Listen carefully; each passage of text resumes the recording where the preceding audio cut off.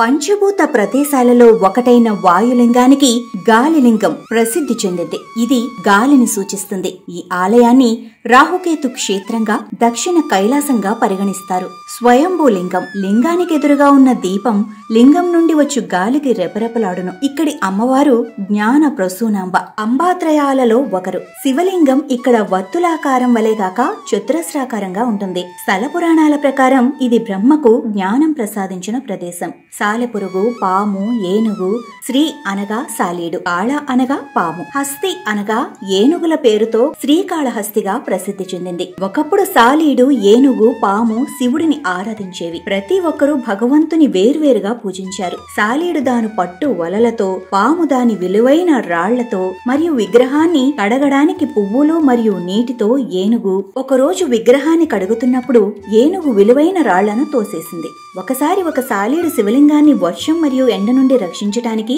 వలనేస్తోంది. శివుడు అగ్నిని కలిగించి దాని ప్రయత్నాన్ని చాలా సార్లు నాశనం చేశాడు. భగవంతుడికి ఆశ్రయం కల్పించే ప్రయత్నంలో సఫలం కాలేకపోవడంతో చివరకు అగ్నిలో దూకి తన ప్రాణాలను అర్పించింది. భగవంతుడు దాని భక్తికి సంతోషించి దానికి మోక్షాన్ని ప్రసాదించాడు. పాము దాని విలువైన రాళ్లతో మరియు విగ్రహాన్ని కడగడానికి పువ్వులు మరియు నీటితో, ఏనుగు ఒకరోజు విగ్రహాన్ని కడుగుతున్నప్పుడు ఏనుగు విలువైన రాళ్లను తోసివేసింది. కోపంగా ఉన్న పాము అతన్ని కరిచింది మరియు అతను ఆ సరీసృపాన్ని తొక్కి చంపాడు. సాలీడు గొడవ మధ్యలో చిక్కుకుంది. ఆ ముగ్గురు చనిపోయారు. వారి భక్తిని గుర్తించిన శివుడు వారి ఆత్మలను తన దైవత్వంతో విలీనం చేసి శ్రీకాళహస్తి అనే పేరును తీసుకున్నాడు. ఇది మూడింటిని కలిపి శ్రీకాళహస్తిగా మారింది. సాలీడు శ్రీ, పాము కాళ మరియు ఏనుగు హస్తి. కన్నప్ప అనే వేటగాడు నిత్యం స్వామిని కొలుస్తూ ఉండేవాడు. అతని భక్తిని పరీక్షించడానికి స్వామి ఒక రోజు తన కంటి నుండి నెత్తురు కాచాడట. వెంటనే కన్నప్ప తన కన్ను పీకి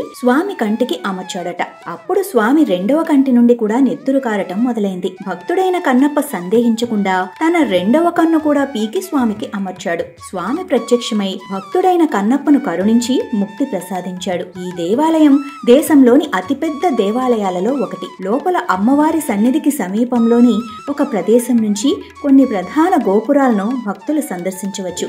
ఇలాంటి సదుపాయం భారతదేశంలో కేవలం కొన్ని ఆలయాలకు మాత్రమే ఉంది. రాహుకేతు సర్పదోష నివారణ పూజలు ఈ ఆలయంలో విశేషంగా జరుగుతాయి. దేశం నలుమూలల నుంచి వచ్చిన ఇక్కడ భక్తులు తమ దోష నివృత్తి కానించుకుంటారు. ఇంకా రుద్రాభిషేకం, పాలాభిషేకం, పచ్చకర్పూరాభిషేకం మొదలైన పూజలు కూడా జరుగుతాయి. ఇది రాహుకేతు క్షేత్రమని ప్రసిద్ధి పొందింది. పుత్ర శోకానికి గురైన వశిష్ఠ మహర్షికి పరమేశ్వరుడు పంచముఖ నాగలింగేశ్వరునిగా దర్శనమిచ్చాడట. ఈ నాగరూపమునే బ్రహ్మదేవుడు కూడా ఆచాడట.